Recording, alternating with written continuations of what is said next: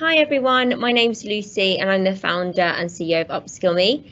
And today I'm going to talk to you about how I started my business with £100.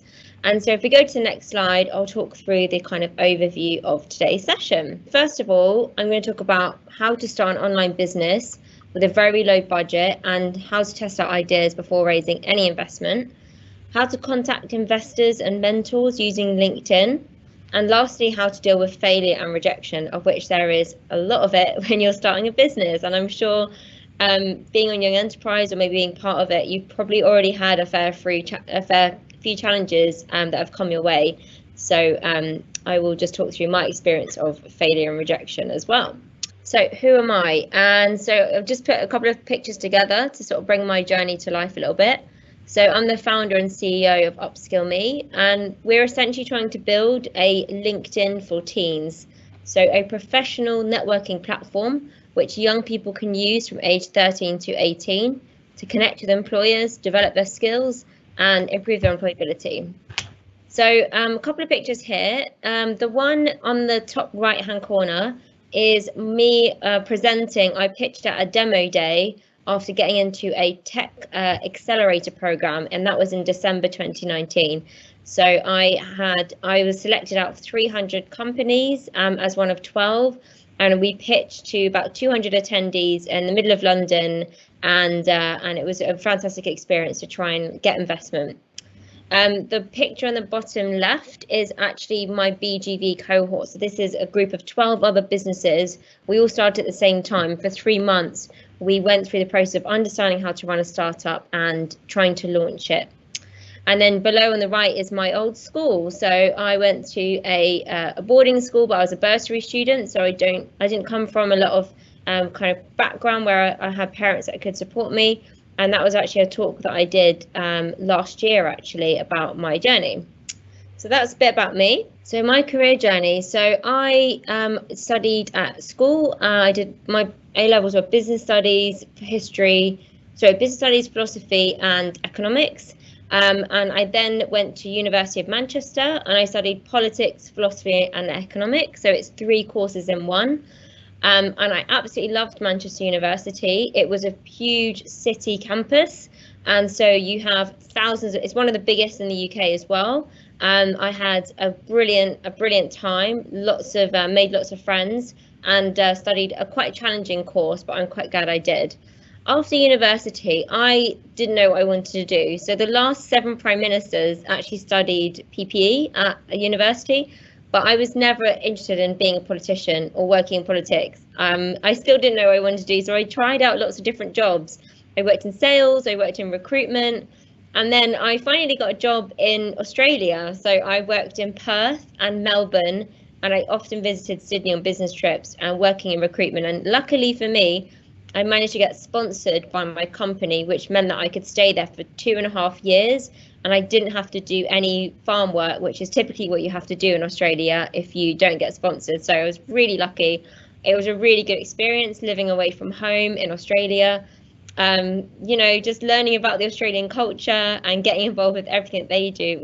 It was lots of fun, and it was a brilliant experience. And of course, I went to the Great Barrier Reef and went snorkeling and all of the things that tourists do when they're in Australia. So that was my career journey. But again, I didn't know what I wanted to do. I tried out lots of different roles, and I just wanted to tell you that you may not know what you want to do, and that's absolutely fine. Sometimes you just have to try out different things and work out what you're best at. So I just wanted to know whether you could identify these entrepreneurs. And so we're not going to check your answers or anything, but I just wanted to talk about some of the entrepreneurs here because some of them motivated me. So I'm sure you all know the person on the left is Steve Jobs, who's the founder of Apple. So a lot of people have Apple phones, and he was a complete revolutionary in the way that he approached designing the user experience of a phone. Bottom left, I'm sure you all know who this is. A founder of Tesla is Elon Musk, and he is a complete revolutionary. I read his book and I would highly recommend it. What we have in the middle is 3 successful female entrepreneurs that you may not have heard of, but I wanted to highlight to you because they are an inspiration to me. They may not be as popular as Elon Musk and Steve Jobs, but they are fantastic. So the lady on the left is a girl called Grace Beverly, and she runs a company called Tala, and also she runs a company called Shreddy. So she's just out of university. She just graduated from Oxford University. She's just released her first book, and I think her company recently turned over £5 million. So she started it in university. She's an influencer, so she ran YouTube videos, but then she took her brilliant, influencing skills and actually created a business. So she creates clothing and sports, a bit like Gymshark, but for females. She's fantastic. And I would definitely follow her and learn from her if you're inspired to start your own business. On the right is the founder of Canva. And I don't know if you've heard of Canva, but if you are looking to create social media posts, if you work for a business, Canva, spelled Canva, is a fantastic free platform where we can create kind of digital assets. Her company is valued at $6 billion. And she's from Australia as well. And below that is the founder of Glossier, which is a massive beauty company. And so she actually started it on the side whilst having a job and working at Vogue. She started this blog and it just spiraled into this huge business and starts making kind of beauty products. So I just wanted to highlight them. And then, of course, we have the founder of Amazon, Jeff Bezos, and the founder of Facebook, Mark Zuckerberg. So these are some of the people that have inspired me, particularly the females. And I just wanted to talk about them with you guys.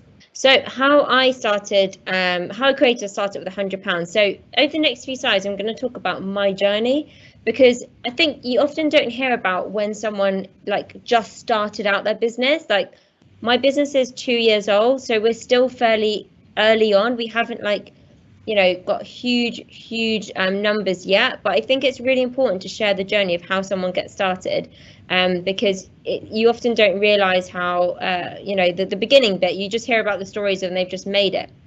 But what I want to share with you guys is that you actually don't need a lot of money to start a business. Any one of you can start a business with hardly any money using online tools for free, and I'll talk you through what I did. So 2 years ago, I was working in recruitment. I was working in HR. I was actually recruiting lots of graduates and apprentices and interns. And I wanted to build a way where young people could essentially build like a portfolio page, record their skills and connect with employers, a bit like LinkedIn, but for teenagers. Obviously, it's a huge vision, but I had to start really small with something small and kind of build it up over time. So I didn't have any technical experience and I didn't have any money. I had no savings. I had no sort of family members that could help me out. But what I did do is I wanted to build a website, and I knew that I could just find someone online that could help me. So I went to a website called Fiverr, and they have lots of different people from all over the world that can create anything for you at really reasonable prices. So on the left, I've included an advert of what it looked like, the one that I bought. So I paid someone about £80 to design me a website. So I told them what I wanted it to look like, the buttons, and they created it in, I think, 24 hours. It was so quick. And the thing on the right that you're seeing is the website that I built. So I found some images, build your future. I had a young person. I had the 3 steps that young people would need to do. I had a sign up button. And what I connected to that sign up button was a form, a Google form, which again, all of it was free, but it made it look like I had a real company. I had a real website, and even though it didn't do much, it just gave me that initial presence that I needed to show to students and employers that we were a real business. So that cost me £80. That was the first thing that I did. I then started a newsletter and I created all my social media channels. So I use this newsletter platform called Review, and I'm more than happy to put the links in the chat at the end, or you can email me. I put my email and I can send you all the links if you're looking to start a business. But this platform called Review, Twitter's just bought it. It's free, and I created a newsletter, and every single week at 7:30 a.m. I would send a newsletter to all the teachers I'd spoken to, all the schools and all the students. So I was actively sharing content with them, building my community and building my sort of customer base. So if you want to start something in social media or something else, whatever you're interested in, you can start a newsletter and you can get people to follow you. I then started my social media channels, and again, I still don't have that many followers. I'm not very good at social media.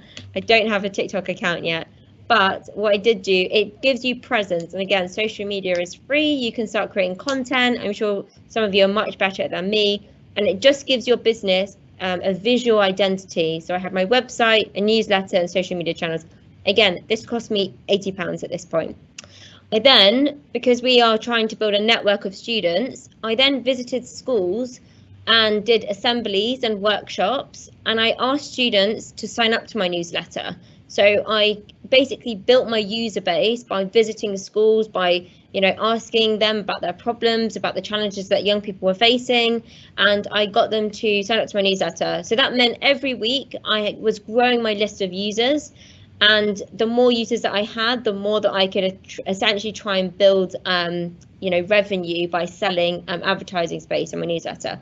So essentially went to schools, and it could be that your business is in another sector, but you want to think about how you can build your users. Maybe you have social media posts and people follow you, but essentially if you're trying to build a network like me, you need to try and get people to sign up. So this is the sales side of it. So I then had about 2,000, I built about 2,000 students, and I had about 6 or 7 schools. I then contacted universities and employers on LinkedIn.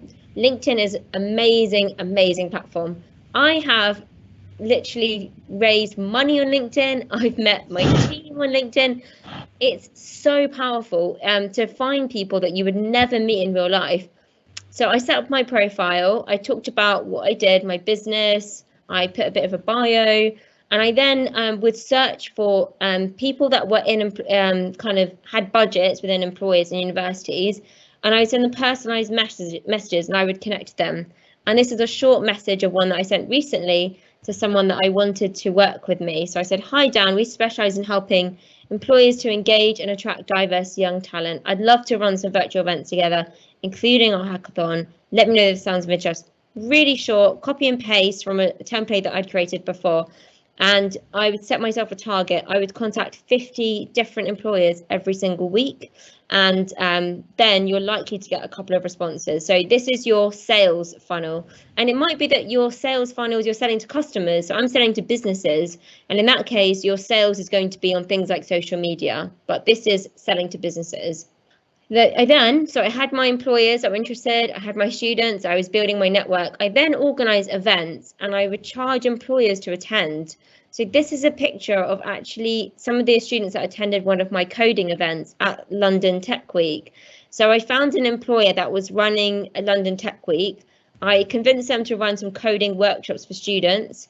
I then went to my schools and recruited students, and the employer paid for me to bring them students, and they learned all about coding. They went all around the Excel Center, they learned about technology, and it was a fantastic event. So these are some of my first students at one of my first events, but it allowed me to generate revenue, about £1,000 from nothing. And this was I think this was in about 6 weeks. So it was quite quick how I was able to do that. And of course, you need to start somewhere and build it. So that's what I did in terms of trying to get revenue in fairly quickly to build up my.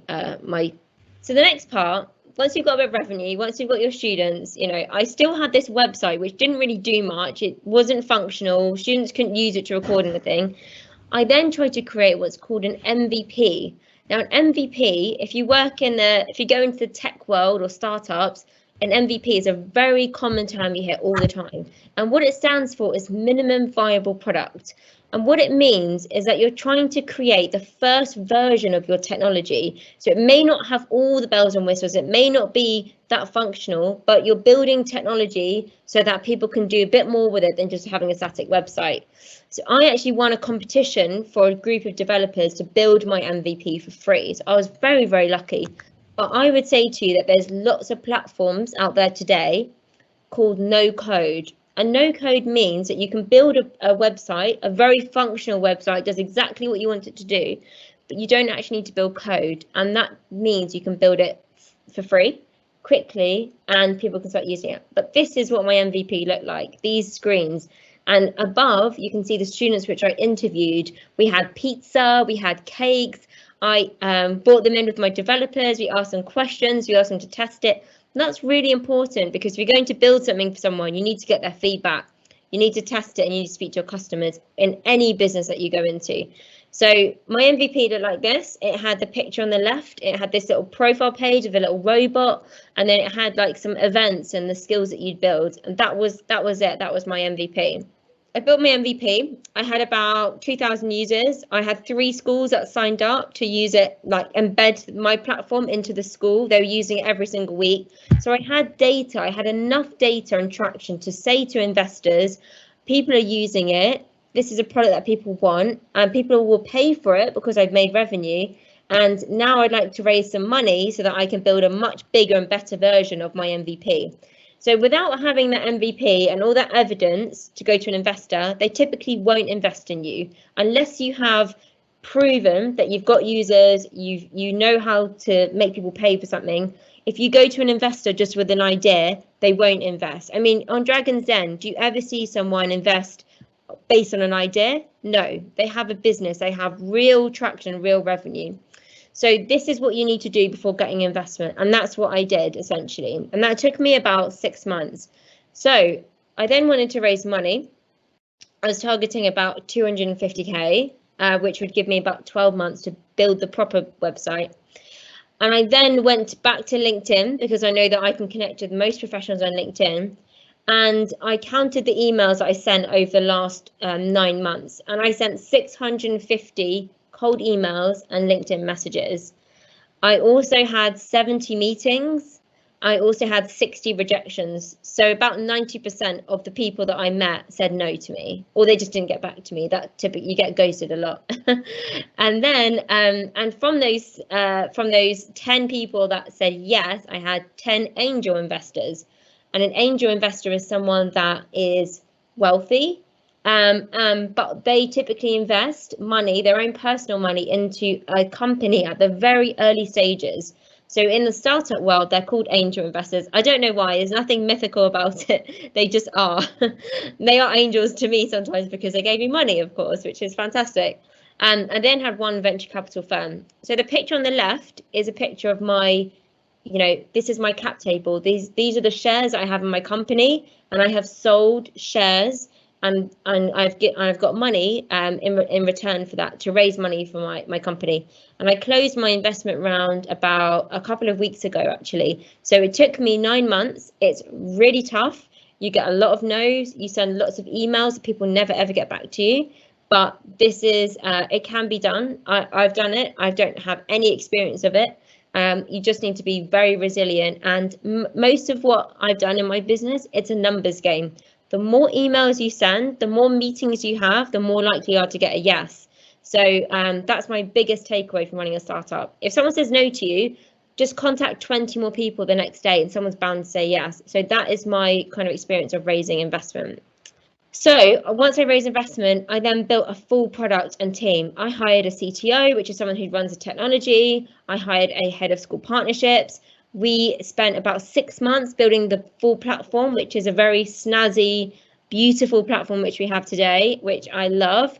And this is what it looks like. On the left is our new profile page. This is our version of a kind of LinkedIn profile page where students can create a kind of history of what they've done. They can connect with employers, and it's going really well. And that's essentially where I'm at the moment. I built our product. We are in about 50 schools. We have about 5,000 users, and we're growing it slowly. But essentially, the money that I've built, that I raised, I've got about 12 months. So in the next kind of 11 months, I have to make money. Otherwise, the business will shut. So that's the kind of reality of running a startup. You don't have money forever. You have a certain time, then you've got to make money from it. So just to recap, how to create a startup. So these are the ideas, these are the stages that you'll need to go through. First of all, create your idea. Second of all, build an MVP and test it. Then you want to build a team. You want to grow your users, raise money. And then once you've raised money, you're going to grow your team again. So you're going to actually hire people and pay them a proper salary. You're then going to build your full product. So how to raise money. So you may want to, in the future, have your own startup and raise money. And here's a few ways that you can do that. So first of all, you can ask your friends and family to invest. So obviously it's risky, so you obviously need to explain the risk to them. But a lot of people, typically in their first rounds of funding, will ask friends and family to invest a small amount of money, and in return they will get a percentage of your business. So they will own shares. It could be anywhere from 2%, 3%, 5%, up to 10%. I mean, they will own some of your company in return. You can also save money. So for me, I didn't have any friends and family that had the money to do that. So you might want to save money from an early age and then use some of your savings to invest. You might message investors on LinkedIn, which is what I did. I messaged lots of people trying to get them to invest. You can attend investment events. So there are lots of virtual events at the moment.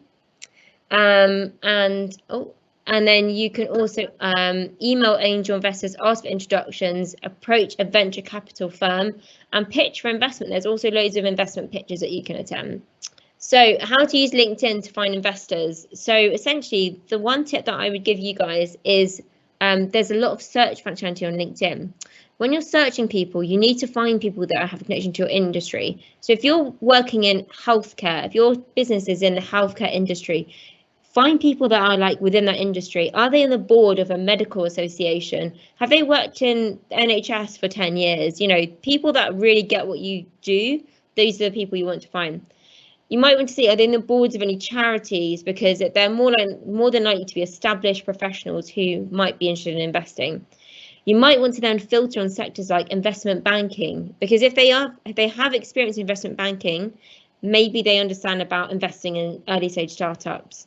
You might want to check the boards of websites, and you might want to read the news, follow people on Twitter, and also listen to podcasts as well.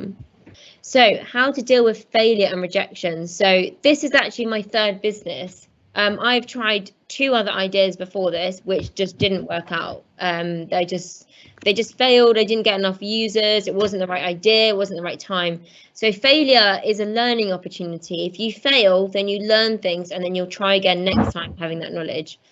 Remember, it's a numbers game. The more people you contact, the more likely you are to get a response. Also, you need to set yourself a really clear target. If you really want to do this, you have to be very disciplined. If you really want to try and, you might want to give yourself, let's say, 3 months to try and get from A to B. I want 3 months and I want 1,000 people on Instagram. Those sorts of targets really help you to get traction. Also change your tactics. When I was raising investment, I would try loads of different methods, contacting different people, different times, different emails, all the time. You're trying different methods. I also listen to loads of podcasts and read books of successful people. You might want to find a mentor, someone that can help you through this. And lastly, keep going and be patient. Things take time. I mean, I've been doing this for nearly 2 years, and it takes a long time. It might take you 10 years. So just know that starting a business isn't an overnight success. So just some ideas for a startup for you guys. You might want to create a better version of a free service without the adverts. I've seen people create versions of Gmail, which you pay for, which don't have any adverts. I've seen people create, Netflix doesn't have any adverts. It's a subscription service. Think of something that might be free that you create better service without any adverts. Pick one of the global goals. There are so many challenges that the world has to solve. And if you solve one of those, you can likely impact loads of lives. Work in an industry for 10 years, get your experience and then spot some opportunities. Maybe you want to be a lawyer and you see that things are taking ages and it's an ancient process. Start a legal tech company, for example, or solve a problem that you personally face. Sometimes those are some of the best businesses. So I'm not going to go through this, but sustainable development goals, pick one of those fantastic businesses, and they're all tech for good as well. So I'm just going to quickly run through what UpscaleMe is. So we've actually got a partnership with Young Enterprise. So any students on the call today you can now join our platform. Your schools will be added and you can start to use it to build a portfolio page. So essentially it's all about helping you to record your activities and find opportunities. So you can record any awards that you've done. You can record the Young Enterprise program. What skills are you building? What startup have you created? Because the skills you're building on Young Enterprise are actually really going to help you in your future career, because employers will love the fact that you've done innovation, teamwork, and problem-solving skills. So what are the benefits? So you can also browse work experience. We've got online courses, and you can also use it to strengthen your UCAS statement and explore the expert careers advice. So what can you record? You can record anything, multimedia projects. You can add your certificates if you're part of sporting clubs, if you've done volunteering, if you've done work experience. Make sure that you add an activity log, identify your skills, and add any evidence. Again, you can share the link into an application. You can add it to your CV, or you can send it to someone, and it does help you stand out from the crowd. If an employer gets 100 applications, which they typically do these days, everyone's got the same grades, similar grades, everyone's got the same qualifications. They are looking for, like, what's going to help you stand out from the crowd, and creating a portfolio can help you stand out amongst applications where people have similar qualifications and grades to you. So that's why we created UpscaleMe. So this is what it looks like. This is an example portfolio page. So you can add anything that you are proud of, including your exam results, your skills, your multimedia projects. You can also request a recommendation from a professional. So a bit like LinkedIn, they can see that someone has vouched for you and that they have given you a reference. So this is what it also looks like. So you can track your progress against anything you're doing on Young Enterprise, but also anything outside of school, extracurricular activities, clubs, societies. You can build a picture of your skills, and you can also earn points, badges, and go through different levels. We also have vouchers every month for the most engaged students. You can win Amazon vouchers and Nando's vouchers as well. So feel free to sign up today if you are in school, if you're aged 13, but all the way up to 25, you can use our platform, and that's our website. And so I just want to share this quote with you, which is my favorite quote: whether you think you can or you think you can't, you're right. And this is all about mindset, and maybe this is part of the enterprising mindset. It's all about just like believing that you can do it. Like when I started my business, I didn't know anything about tech. I didn't know anything about running a business, but I basically believed that I could run a business, that my idea was good enough, that I had the right skills, that I was going to do it. And that belief has carried me through all the challenges that I faced, all the things that I didn't know about. If you just think, I'm going to do this, and you have conviction yourself, you can do it. And it's all about just having the mindset. You'll work it out along the way. You'll find a way through. You'll just figure it out. But having the mindset that you can do it is the most important thing. And if I can do it, any of you guys can do it, because I'm not an expert in this, and I haven't been trained to do this. I didn't go to business school. I didn't go to some of the best universities, but anyone can do it if you just have the right mindset. Oh, awesome. That was absolutely fantastic, Lucy. First of all, I just want to say that I think your platform's amazing. I think that whole connecting young people with employers is a really great idea. But I suppose beyond that, I just really love the idea that young people can actually record their successes. Because I think we spend a lot of time working on or looking at things that don't quite go so well. So actually being able to focus on the positives is really important. And have you noticed young people sort of really engaging quite well with that? Yeah, absolutely. It's definitely, thanks to your feedback, and we wanted to create something that was empowering for young people. So you can actually think, wow, I've actually achieved a lot. And even if you're not that academic, or what we're trying to say is your exam results are one part of success. And we've just run a competition, and we had lots of students basically add their portfolio page.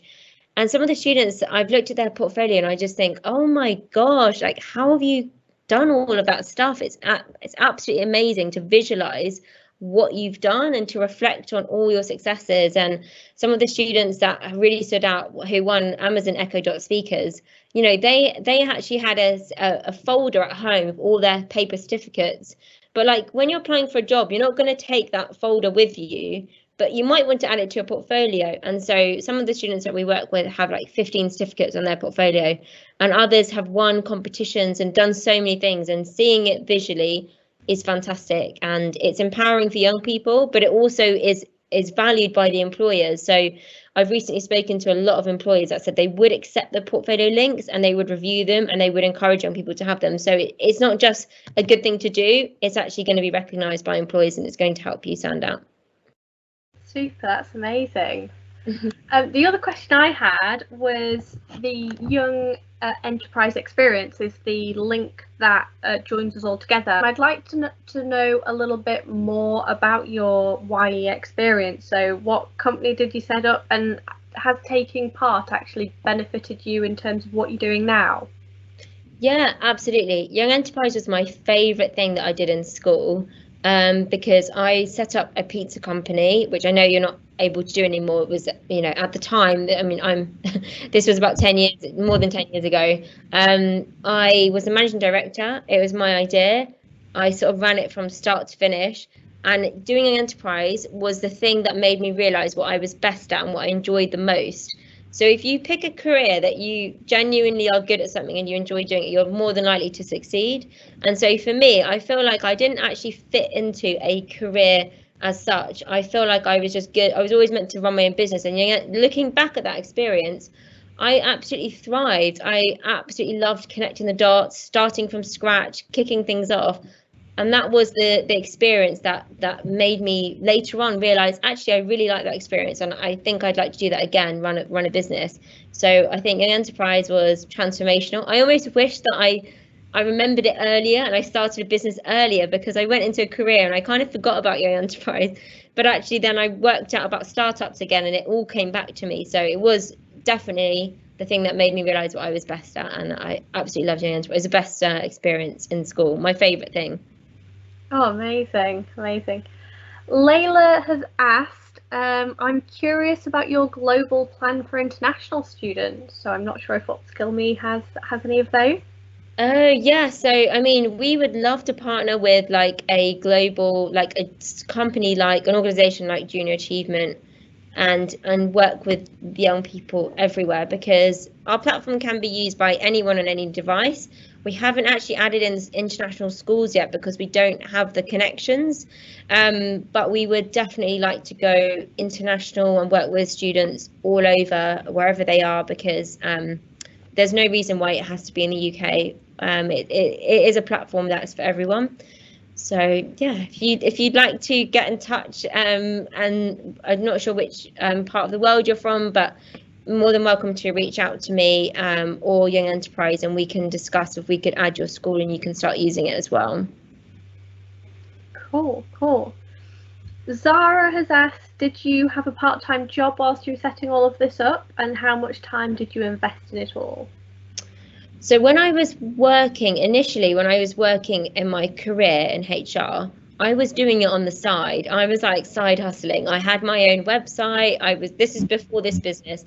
I would spend weekends doing it, not every weekend, but evenings, and I would go to loads of events. So I started it whilst I was in a career, because I was exploring it, testing, understanding that. So I definitely did both, having a job and doing it on the side.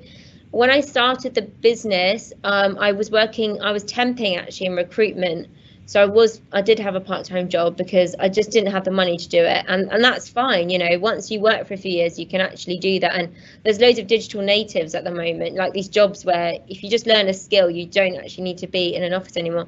So yeah, I definitely worked part-time. The thing that made me go full-time was when I got the Bethnal Green Ventures Accelerator program. So that came with £20,000.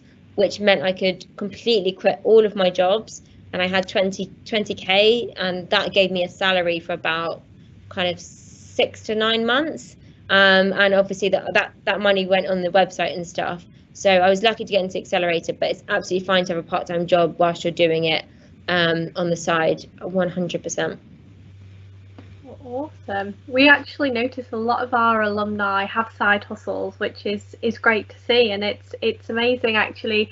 I think when you sort of explained at the beginning actually that there's a lot of people talk about business but they don't go through all the separate stages, which was really interesting when you did that. So yeah, awesome. Jessie said, has your business been affected by COVID and school closures? And if so, how have you responded to it? That's a really good question. Yes, there's positives and there's negatives. So the negatives is that it's really difficult if a school is in charge of implementing our platform and using it in PSHE and lessons, and the students aren't there. It's been very difficult to get onboarding done. So some of the dates that we had with schools have been pushed back to the summer and been delayed. That's been really challenging, and they don't have the same control as when they're in the school. So that's the negatives.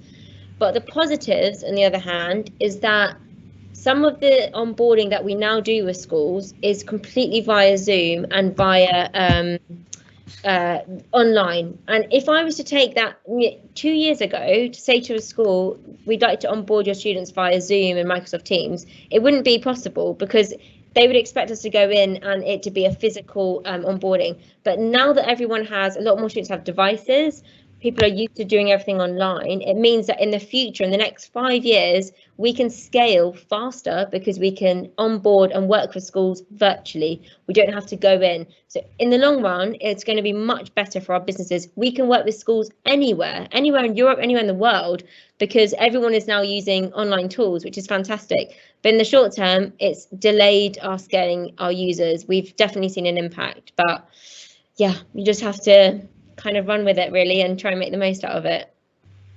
Great question though. Yeah, no, it was a super question and a super answer actually. I think it has been very interesting seeing how people have responded and using technology. So yeah, that's awesome. We've got another question from Zara saying, do you have any advice on confidence in public speaking, especially when presenting a new idea that other people might not believe in? Oh, that is a really good question. It's really hard to, get confident at public speaking, but I would say that it is essential in starting a business because at every point you almost need to be selling to someone. And I had worked in sales jobs before, and working in sales definitely got my confidence up because you're selling your idea to investors, you're selling your idea to customers, you're constantly having to do lots of presentations. And I think building up your confidence, the only way to do it is just by practicing.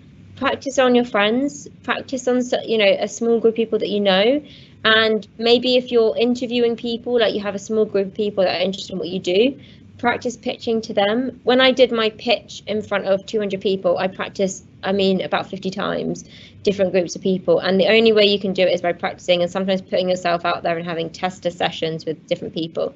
When you're telling someone your idea for the first time, it's quite scary because you don't know what they're going to say. They might say it's a really bad idea. And some people take the approach that they're not going to tell people about their ideas. I would say absolutely tell people about your ideas as soon as possible to get their feedback.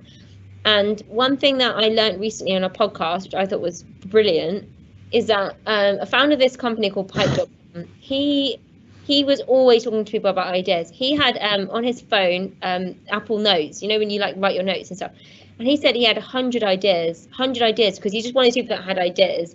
So if you've got an idea, don't think that you just have to have one idea. You might have 10.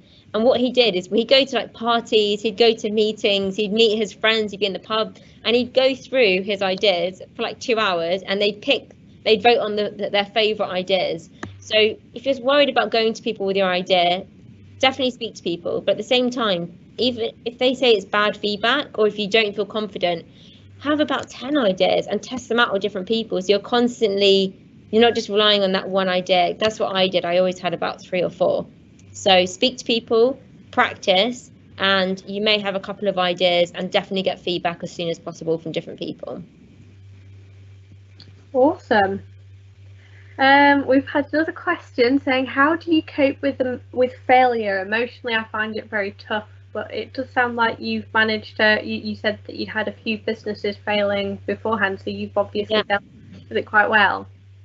Yeah, so I had a business idea with someone that just sort of fizzled out in the end. I think he just sort of didn't get back to me. It was quite weird, but so I couldn't really progress with it. But in terms of failing, it's really tough, obviously. And there's things that I failed at recently. For example, I was trying to raise money and I failed about twice before I actually got the round together. I had people just drop out and then I had to start again. And I think that you just have to accept it, which is what I did with my business that failed, accept it. But then, take some time off. So sometimes I'll just take a few days off, clear my head. And then you might want to come at it from a different angle. So when I failed at things before, there's typically 100 different ways you can get to your end result. So let's say your end result is you really want to be an entrepreneur and you want to run your own business. You might start a company and then it fails. But there's about 99 other companies that you can start. So when I failed at the first business, I knew that my ultimate goal was to be an entrepreneur, be a startup, be financially independent. So I just came up with another idea that I would try. And thing about failure is that if you know your end goal, there will be multiple ways. You just need to think of a different way. Think of a different business model. There's something called pivoting in startup. It's very, very common where you might start off with a plan. It doesn't work. It's not working for whatever reason. You might change direction. And lots of the biggest companies out there in the world have done this. So just think of it as not failing, you're pivoting. You're just changing direction. Ultimately, you're getting to the same goal. And that's just, what you have to do, and just be relentless, and just keep going, even though it's really hard. Some of the biggest, most successful entrepreneurs have failed many times. The founder of Dyson, I think he was rejected about 100 times before someone actually bought his technology. So, if that's what it takes, you just have to keep going. Oh, amazing. That's really good. I love the idea of pivoting instead of failure. That's fantastic. We do have a few questions that were submitted beforehand, but guys, whoever's online, if you do want to ask Lucy any more questions, now's your time to get it down in the Q&A box. But one of the questions we had submitted before is, I read that you'd moved to Melbourne for 2 years. Mm-hmm. How did you cope in a new country, and were you by yourself? Great question. I wasn't by myself. I was living with my boyfriend at the time, and moving to Melbourne was so crazy because you're just like in a new city. You don't have any friends, and I had a job, but I think one of the hardest things about moving to a new city is the fact that you don't have your friends and your network and your mom and your family. You're so far away from the rest of the world. I think it takes about 24 hours to fly there. So I think it was quite difficult because you have to work out everything for yourself. It was the first time I rented my own flat and paid all the bills, things like that. And I think that I just tried to build up at least a friend or two, even at work, just a network of people. I read a lot about it online, just like blogs of people that were like in a similar position, and I just asked for advice. So I asked my manager for advice, like, how do I get insurance? How do I, drive a car? How do I rent a car? All these things. So like, don't be afraid just to ask people for help, which I always do. I always reach out to people. It is exciting, to be honest, like living in a whole different world, a different country. And when you do start making friends and you start going out and you start realizing what the Australian people like and the things that they do, it's really, really fun. But fundamentally, you want to find some people you get advice from, find some friends, get them to help you as much as possible. And then just take like each week as it comes, and just make sure that you've got all the fundamentals covered, like how to call an ambulance if you need support, you've got health insurance if you need to buy it, you've got the fundamentals of safety and health covered, and you've done your research. I think that's really, really important, and things like that. So I had phone insurance, I had camera insurance when my phone was stolen, things like that. And then just building up a network and growing your network. And you really have to put yourself out there, because when you're in the UK, you might make friends at school, you might make friends at university, but over there, you literally have to be like, can I be your friend? You have to put yourself out of your comfort zone and really go for it. But it's a bit harder, but it definitely pays off. Awesome. That's really practical advice. I like it. Our next question is about being a girl in tech. So there's lots of talk about the disadvantage, but what about the support? What support is there for girls wanting to get into a career in the tech sphere? So there's a big skills gap, especially among females going into technology. There's lots of different reasons why. I don't think computer science is a very popular subject in schools. Some schools don't offer it, but the tech industry is one of the fastest growing industries with fantastic jobs that offer brilliant salaries, job security, high growth, great career development. So it's a real shame that there's such a skills gap of women in tech. And actually a lot of companies are really trying to attract more females in tech. So I would say being a woman in technology and working startups, yes, most of the time at the pitching events that I go to, it's all men. Most of the time when I'm speaking to investors, all my investors are men. I don't have one female investor. Unfortunately, I tried. It's just, it's very difficult, but at the same time you can stand out. You know, if you're a power female in tech, you will get a lot of support. And the things that I do is I build my network. So I actually have a mentor who is a very successful entrepreneur in tech. She gave me a lot of support and backing. There's a few female networks. There's a company called Fem Street where you can attend female only networking events. And you can just build up a network of different people. And it is difficult when you're raising money and you're the only female in the room always, but you just have to be really confident and really stand out, and you can completely do it. If you know it may be harder, you may have to work that bit harder to get those introductions, but you just have to be of the mind that there's nothing that you can't do, and build your network of allies, other females that are working in tech that can support you as well. Oh, awesome. I think we're at the end of the questions. I don't know if you've got anything else you'd like to add to the session, Lucy? No, I don't think so. I just think hopefully that's been useful, and if anyone's got any questions, they can email me at lucy@upscaleme.io. And hopefully we will, yeah, if you have any questions, connect to me on LinkedIn as well, Lucy Cranwell Ward. I'm more than happy to accept a LinkedIn connection. And thanks for your time today. Have a fantastic bank holiday weekend. And if you want to start a business, absolutely go for it. It is one of the funnest, craziest journeys ever, but it's really good. I love running a business, so definitely do it. Oh, super. Thank you so much, Lucy. And thank you everyone for the brilliant questions and for joining us today. We will have our next alumni webinar in a month's time. So it's always the last Wednesday of the month, and we really look forward to seeing you then. So in the meantime, though, have fun, stay safe, and have a very happy Easter.